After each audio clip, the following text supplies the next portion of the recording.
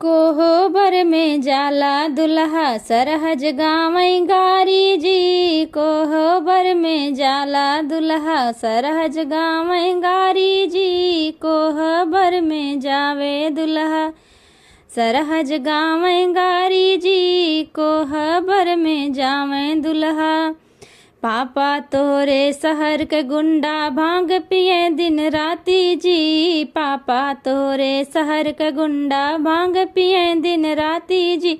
Mummy तोहरी सड़क पे नाचे खोल के साया साड़ी जी। मम्मी तोहरी सड़क पे नाचे खोल के साया साड़ी जी। कोहबर में गावै दुल्हा सरहज गावै गारी जी। कोहबर में जाला दुल्हा सरहज गावै गारी जी। कोहबर में जाए दुल्हा सरहज गावै गारी जी। कोहबर में जाला दुल्हा।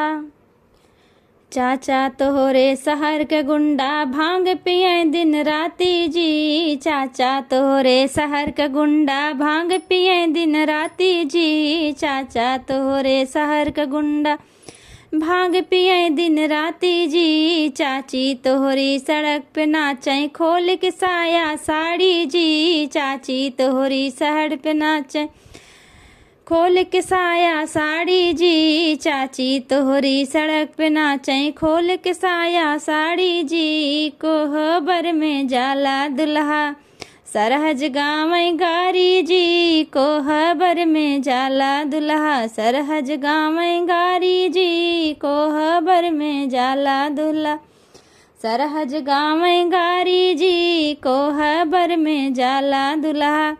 भैया तोहरे शहर के गुंडा भांग पिए दिन राती जी। भैया तोहरे शहर के गुंडा भांग पिए दिन राती जी। भाभी तोहरी सड़क पे नाचे खोल के साया साड़ी जी। भाभी तोहरी सड़क पे नाचे खोल के साया साड़ी जी। भाभी तोहरी सड़क पे नाचे खोल के साया साड़ी जी। कोहबर में जाला दुल्हा सरहज गावै गारी जी। कोहबर में जाला दुल्हा सरहज गावै गारी जी। कोहबर में जाला दुल्हा सरहज गावै गारी जी। कोहबर में जाला दुल्हा।